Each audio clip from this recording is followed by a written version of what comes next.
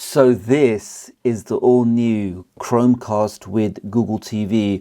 Now, I've been really looking forward to receiving this device. As you guys know, this device cost about $50 and it's a direct competitor to the 4K Firestick. This is running Android TV version 10, and as we know that the 4K Firestick runs Android 7.1. Now, let's not waste any time doing an unboxing. In fact, so this is everything you get inside the box, starting with the power brick. We have a Type-C USB cable. We have some instructions. We have the remote control. Here we can see we have dedicated buttons for YouTube, for Netflix. We have the power button here. So I'm presuming this does have an IR blaster, which will allow you to control your soundbars or your TV. We have the Google Home button.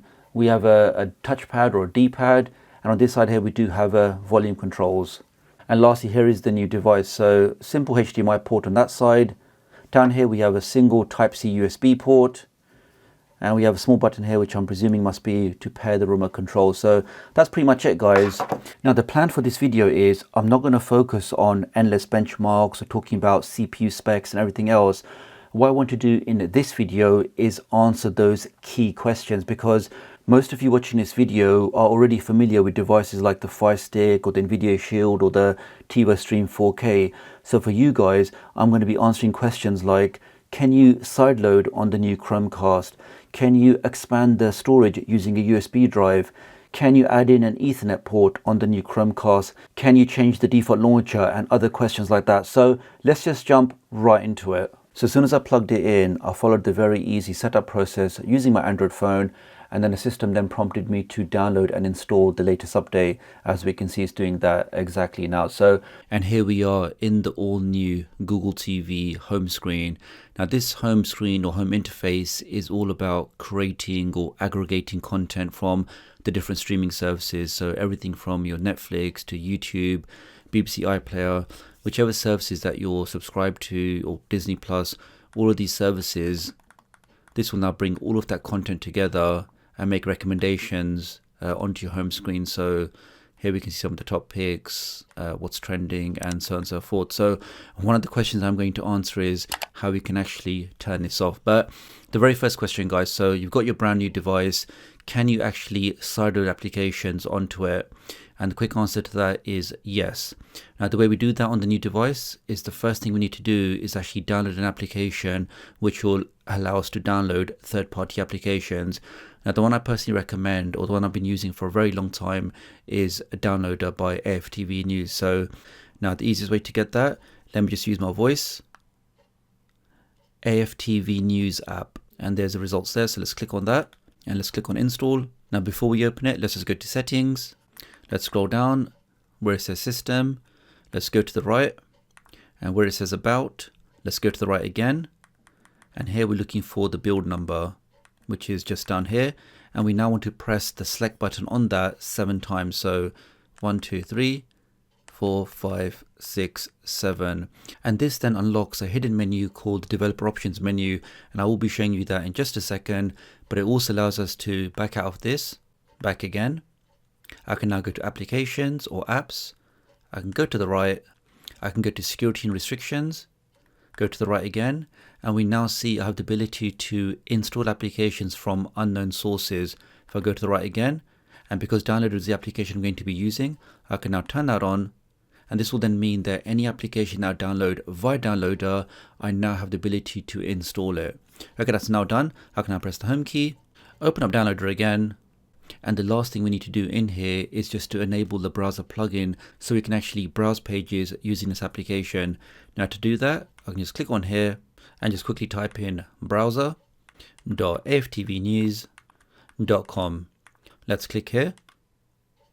And that should then start downloading that plugin directly into the application, and we should then get a prompt to install it. There we go. I can now click on install. That's now all done. I can click on done. And what that basically means is I can now go over to the browser, and I now have access to a fully working browser. So I can now very easily just search for something, tdoctoruk, click on go. This will then do a Google search for those 4 letters, and I'm hoping my website should come back. Here we go. I can click on that, find a file to download, click on install, And we've now sideloaded our first application onto the brand new Chromecast with Google TV. I can click on open, and that's the application all working fine. Okay, let's back out of that. Next up, can we stream 4K content directly from YouTube on this new device? So let's click on that. Let's just click here just to confirm. Yep, we can see we have 4K playback over there. And lastly, let's just look at the stats. That's playing absolutely fine. And we can see we have 0 drop frames. Let's just forward that a bit. Looking good, looking really smooth.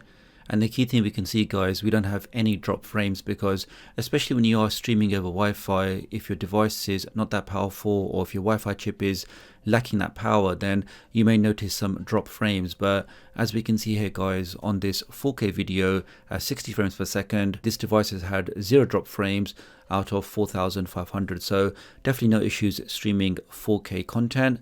Let's back out of that. Okay, so next question, how does this device handle 4K local playbacks? So here we are on the K application, and I've just made a UPnP connection to my NAS drive where I have all of the content I've previously purchased. So let's just find some 4K stuff. Okay, so this is some 4K content being streamed from my NAS drive onto the new Google Chromecast. And we can see that's looking very smooth. Let me just forward that a bit. Okay, so when you do forward, it does take a second for it to catch up. So let's just demonstrate that again. So I'll forward in 10 minutes. Yeah, so it's actually pretty quick. So let's try something else. We can say pretty much with confidence that local playback of 4K content or high quality content from a USB drive or from a NAS drive will play absolutely fine on the new Google Chromecast. Okay, let's back out of that. Okay, so Wi-Fi speed tests on this device. So we're easily pushing 280 meg downstream. Now my actual speeds are more closer to 350 meg, which is what I normally get on my desktop. But to get almost 300 meg is very impressive. I believe on the TiVo stream, the highest I ever got was around about 270, and the 4K Firestick about 220. But let's just try that one more time.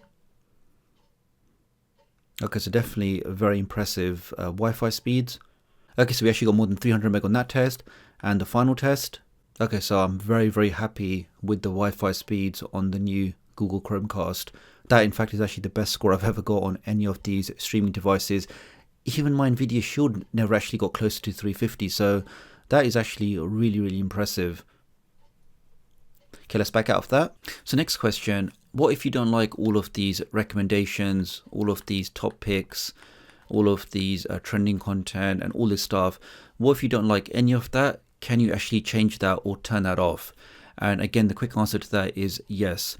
And the way we do that is if you go over to your settings on the top right, let's click on that, go to your accounts and sign in, let's press right again. And here we can see we have this apps only mode. So essentially what you're saying here is all I care about is the applications on my device. I really don't care about sponsored content or recommendations or anything like that. All I really care about is my application. So if I turn that on, here we can just, he's telling you that you're not going to see any more recommendations, which we're okay with. Let's click on continue. Let's now press the home key. And all of those picks, all of those recommendations have now gone. And all we really see is a list of your applications. So some of you may prefer this where you really don't want to see any kind of recommendations, or maybe because you're buying this device to sideload applications or your third-party applications where you're not going to get those recommendations anyway. If that's your use case, then I would recommend going into app only mode so you can basically just see all of your applications. Okay, so next question. What if you want to take your home screen to another level and use a custom launcher? Can you do that? And yes, you can. So for that, if you go over to my website, go to tutorials, and you're looking for the tutorial which says block Android TV adverts by using the Wolf launcher. Now you can really use whichever launcher you like, but let's go into that. And we're looking for just two things, which is the button mapper. Let's click on that. And let me just install the Wolf launcher, which is one of my favorite custom launchers. Okay, so we've installed button mapper and also a custom launcher. I can now go to all of my applications. Let me now open up button mapper. Let's say OK to give it permission. Let's go down into system, go to accessibility, go across, and when we scroll down, and here we can just see the service for button mapper. So we need to turn that on. click on enable, click on OK, and that takes you straight back into Button Mapper because that now has the required permissions that it needs. So what we need to do now is just go to Home button, and here we can select what happens when we single tap the Home button. So let's click on that, and let's change the action to launch an application. So let's click on that, and let's select our custom launcher. So I'm going to go for Wolf. Let's click on that. Let's see what happens when I now press the Home key. And here we are inside our custom launcher, which we can now fully customize. We can change the layout, we can add in custom rows, we can change the wallpaper and all of that stuff. So to answer the question, yes, you can use a custom launcher on the new Google Chromecast. Quick question, I don't like these buttons on my remote control. I don't need a dedicated button for Netflix and YouTube. Could I remap them to something else? And the answer to that is yes, very easily. So once again, if we open up Button Mapper, click on Add Button, click on Add Buttons. And now I'm going to remap the YouTube button. So let me press that once. Now the first time I actually did this, it did actually launch YouTube. So if that happens for you, just go back out of that, come back into Button Mapper. It would have detected the button already. And we can see in my case, the YouTube button actually equates to button 189. So if I now click on that, I can now click on Customize. And I can now give that a special action. You can actually map 3 actions to that, but for now, let's just click on Single Tap. And I'm going to say the next time I press the YouTube button, don't open YouTube, but in fact open up my other application. So let's test that now. Pressing that again.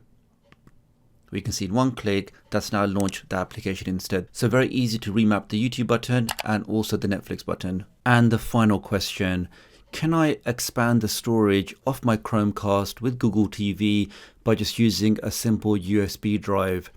Now the answer to that is yes, and it's been tested multiple times. You can expand the storage. You can also move applications that you already had on the internal storage over to your USB drive.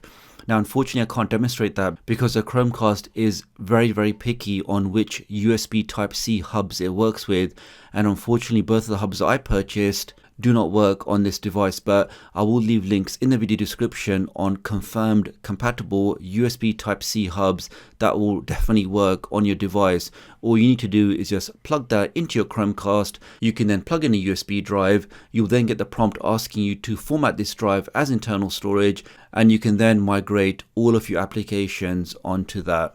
Okay, so wrapping this up, what are my final thoughts on the new Chromecast with Google TV? I like it a lot, guys. I mean, the device just flies. I mean, navigating on the UI, clicking on things, opening stuff up, everything just seems really snappy. So now the big question, would I actually recommend this device over the 4K Firestick? And yeah, I mean, really, guys, I do prefer the Android TV operating system versus the more lockdown Fire OS. Also, from a pure specifications point of view, this device does have a better CPU. It also has 2 gigs RAM versus the 1.5 we get on the 4K Firestick. This also has a better GPU. I mean, it's only slightly better, but it is better than the 4K Firestick. And the Wi-Fi speeds on this were much faster than anything I ever saw on the 4K Firestick. So in that way, guys, it's actually a very easy recommendation over the 4K Firestick. However, I would say that the 4K Firestick does have a much better remote control, and because our device has been out longer, we just understand it more. So in terms of tweaking it or customizations, things will typically work better on that device versus a device like this. And a great example for that is in custom launchers on the 4K Firestick, we can very easily change the background, choose a different wallpaper.